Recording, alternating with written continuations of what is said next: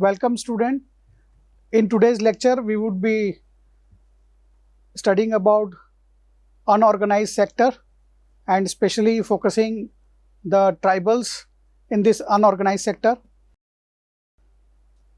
First of all, we would have an overview of tribal communities in India. Then what is the importance of unorganized sector for tribal livelihood? The key issues and the solutions to those challenges which are for the unorganized sector. Tribal communities in India have been an integral part of country's social fabric.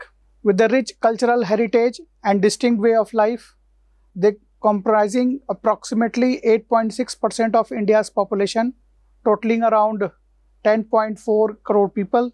These communities are diverse, spanning different regions, different states, each with its unique customs, traditions and languages.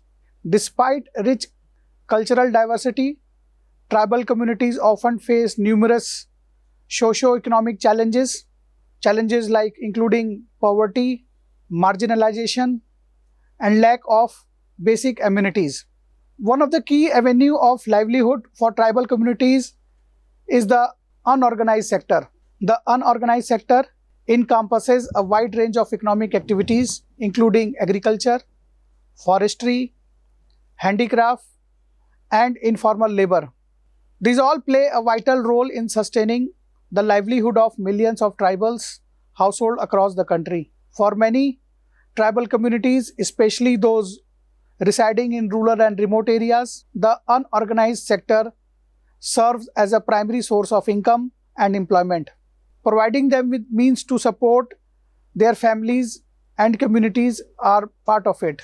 The purpose of this lecture is to delve into the complexities of tribal participation in unorganized sector, exploring the challenges faced by tribal communities and identifying potential solutions to enhance socio-economic well-being. By examining key issues such as access to market, infrastructure and government support, we aim to shed light on the opportunities and obstacles that shape the livelihood of tribal population in India's diverse socio-economic landscape. Through this exploration, we seek to foster a deeper understanding of this dynamic of tribal livelihood and empower stakeholders to contribute towards the sustainable development of tribal communities in the unorganized sector. Let us have an overview of tribal unorganized sector. When we see for definition and scope of unorganized sector, the unorganized sector refers to economic activities that are not regulated by the government and lack formal structure. They are characterized by small-scale operations, low capital investment, and informal employment arrangements.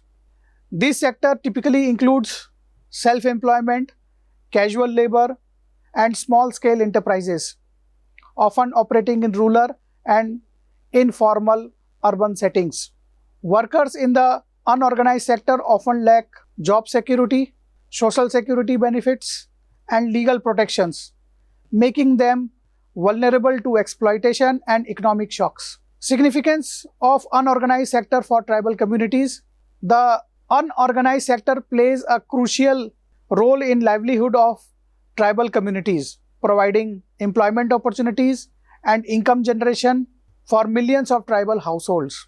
For many tribal population, especially those residing in rural and remote areas, the unorganized sector serves as primary source of livelihood, offering avenues of subsistence agriculture, artisan craft and informal sector. The unorganized sector contributes significantly to the socio-economic development of tribal communities, fostering local entrepreneurship, preserving their traditional skills, and promoting cultural heritage. There are several types of economic activities that is prevalent in this unorganized sector. Some of them are agriculture, forestry, handicraft, informal labor, livestock rearing. In agriculture, many tribal communities are engaged in subsistence agriculture, cultivating crops such as rice, millets, pulses, and vegetables for self-consumption and local market. In forestry, Forest-based livelihood activities such as collector of non-timber forest products like medicinal herbs, fruits, bamboos are common among tribal population living in forested region. Tribal artisans are renowned for their craftsmanship and artistic skills, providing wide range of handicraft products including textiles, pottery, basketry, jewelry, and wood carving. Then, tribal communities often engage in informal labor, including construction work, domestic labor, street vending, petty trading as a means to supplement their household income. Animal husbandry, including rearing of cattle, goats, sheep, poultry, is another important economic activity pursued by tribal communities, providing them with food, milk, and additional income. There are certain challenges faced by tribal communities in the unorganized sector. Such challenges include lack of infrastructure and basic amenities in tribal areas, limited access to market technologies, exploitative labor practices and low wages, vulnerability to natural disaster and climate change, land alienation and displacement due to development projects, limited access to credit and financial services. These are the challenges. Like in infrastructure terms, inadequate infrastructure limits access to market, prevent the adoption of modern farming, hampers the development of other economic activities in tribal region. Limited access to market, limited access to technology further exacerbates the productivity gap between tribals and non-tribal communities, impeding economic growth and development. Lack of legal protection and bargaining power leaves tribal laborers vulnerable, and it perpetuates cycle of poverty and deprivation. Tribal communities, particularly those residing in ecological fragile areas, are highly vulnerable to natural disasters like flood, drought, cyclones, which can devastate their crop, livestock, and livelihood. Climate change exacerbates these risks, leading to unpredictable weather pattern, reduced agricultural productivity, and loss of biodiversity, further threatening tribal livelihood and food security.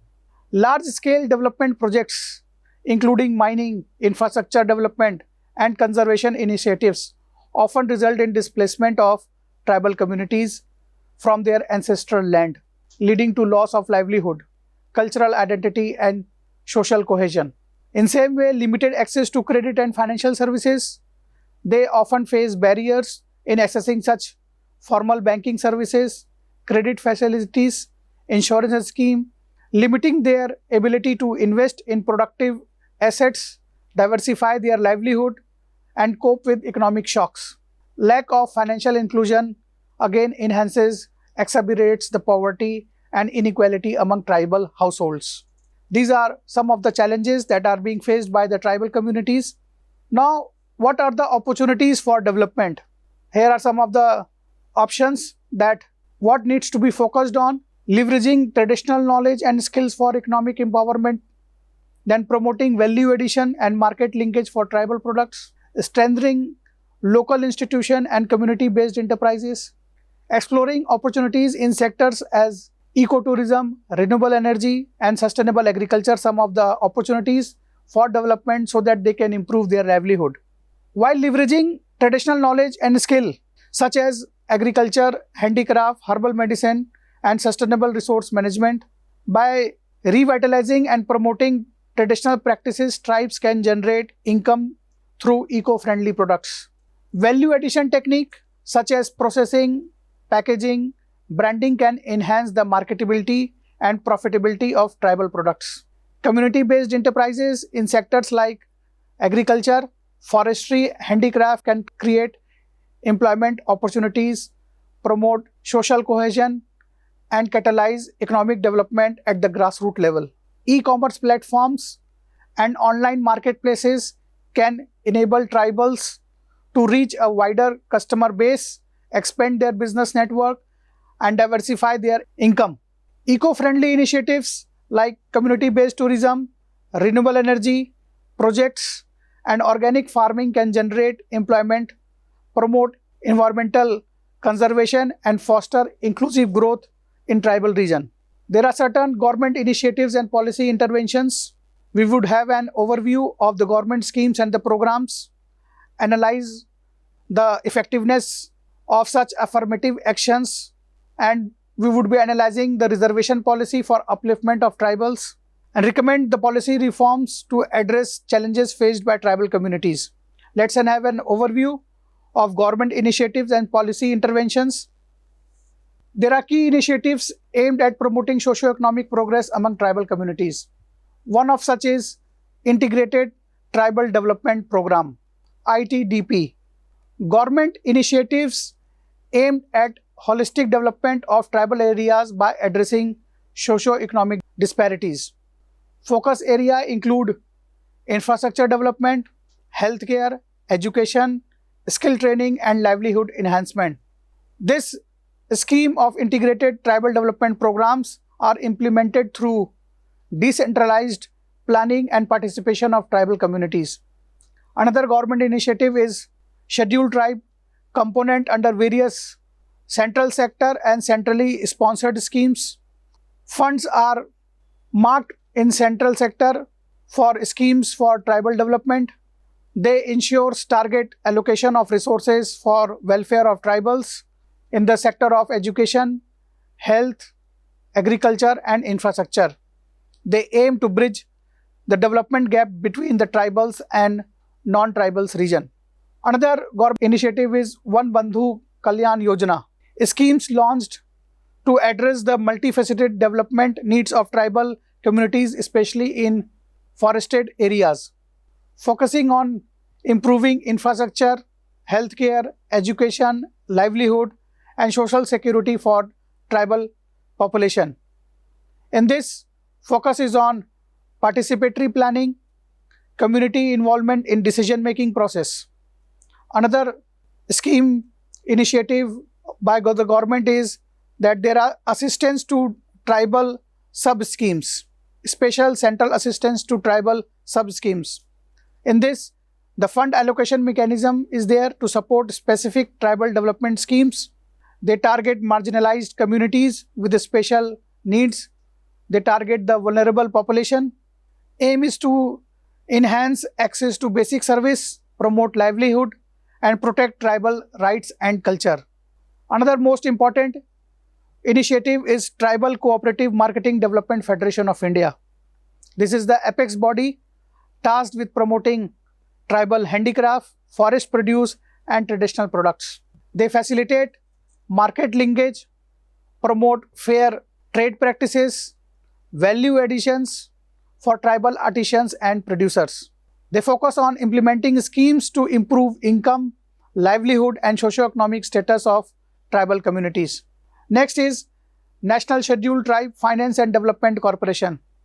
As the name suggests, it is government agency for providing financial assistance and support for tribal entrepreneurs for their economic activities.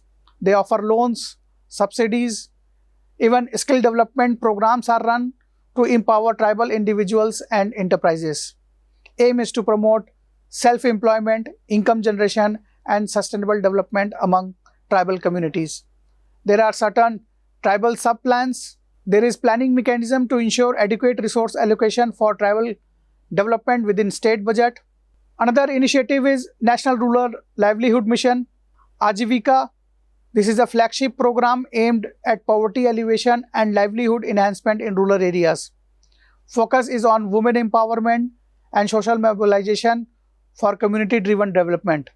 Another initiative is National Rural Employment Guarantee Act, in which 100 days of wage employment per year to rural households is provided, including tribal communities. They provide temporary employment opportunity in public work projects to enhance livelihood security. Aim is to again create durable assets and strengthen rural infrastructure while addressing seasonal unemployment. Then there is Forest Rights Act and implementation.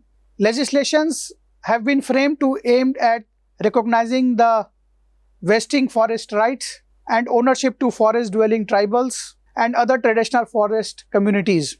This act has been passed to ensure secure land tenure, access to forest resources, and livelihood rights for tribal population. Implementation involves recognition of individuals and community forest rights, as well as conservation and sustainable management of forest.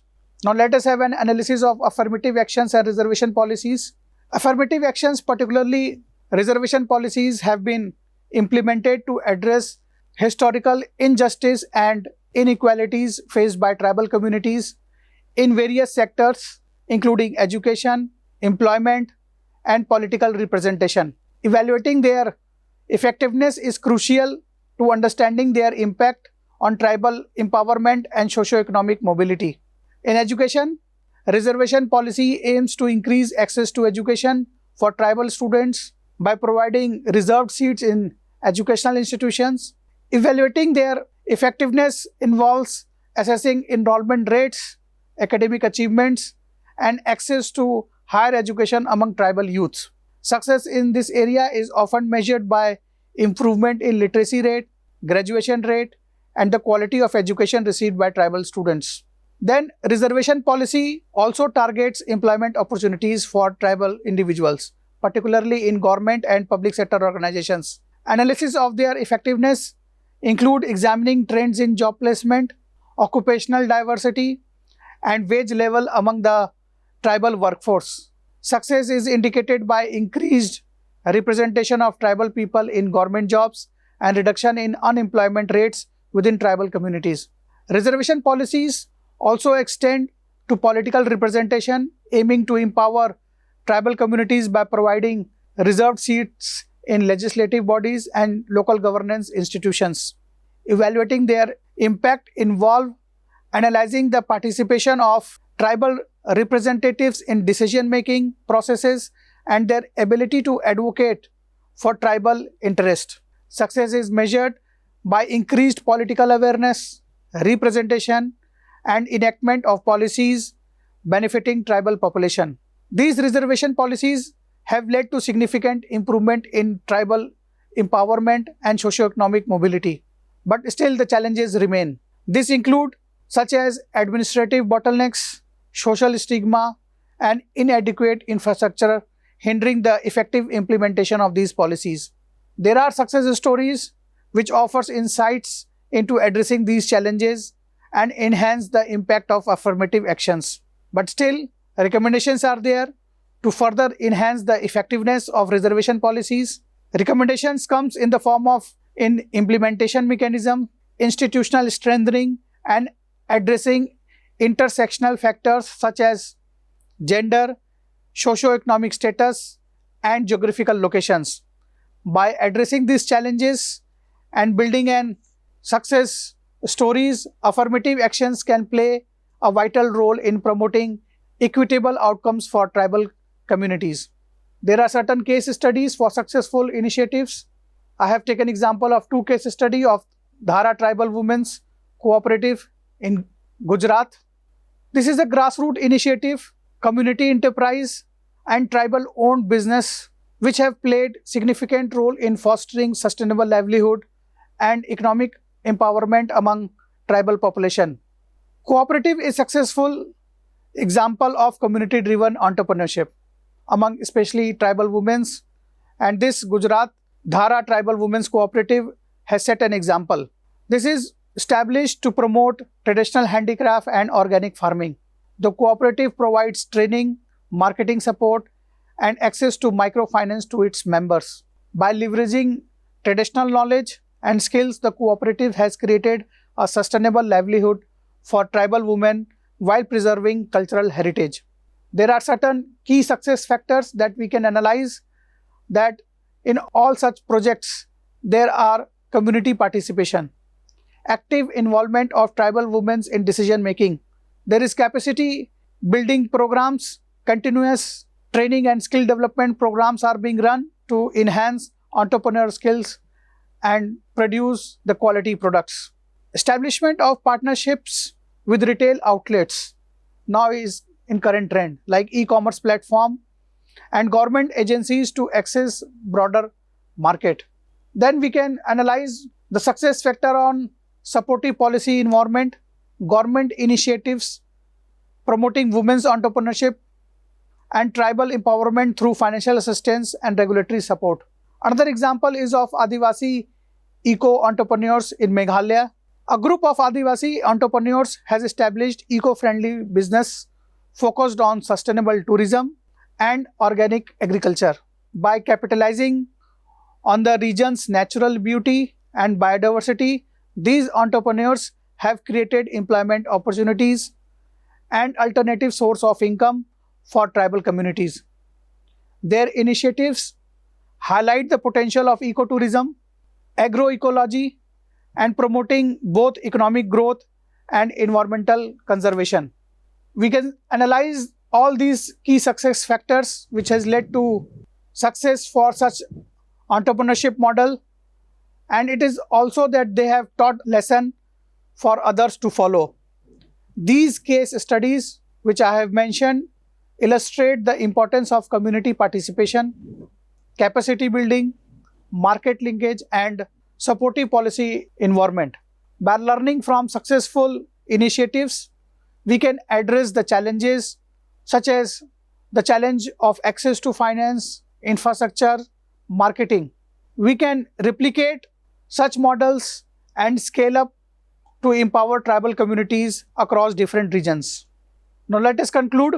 The tribal communities in India significantly on the unorganized sector. They are dependent on this sector for their livelihood, and they engage in diverse economic activities such as agriculture, forestry, handicraft, and informal services. Despite their resilience and traditional knowledge, tribal communities face numerous challenges in the unorganized sector, including lack of infrastructure, limited market access, exploitative labor practices, vulnerability to natural disasters, and land alienation. However, there are opportunities for development, as we have seen in the case studies. They have leveraged traditional knowledge, they promote value additions, and they have strengthened the local institutions. Even government has also supported it. One can harness digital technology, and we have also explored the emerging sectors like ecotourism and renewable energy. There is also a call to action. It is imperative that government agencies, non-government organizations, businesses, academia, civil society, they should collaborate closely to address these multifaceted challenges faced by tribal communities in the unorganized sector. Stakeholders should work together to design and implement holistic development interventions that prioritize the need and aspirations of tribal communities, ensure their participation and ownership, and foster inclusive growth and sustainability. With this, I conclude. In closing, I would like to express my sincere gratitude to all participants for their active engagement and valuable contributions in today's lecture. By raising awareness about the challenges and opportunities in tribal unorganized sector and fostering collaboration among stakeholders, we can collectively work towards building a more equitable, inclusive, and sustainable future for tribal communities in India. Let us remain committed to our shared goals of promoting well-being and empowerment of all members of society, leaving no one behind. Thank you once again for your participation. Thank you very much.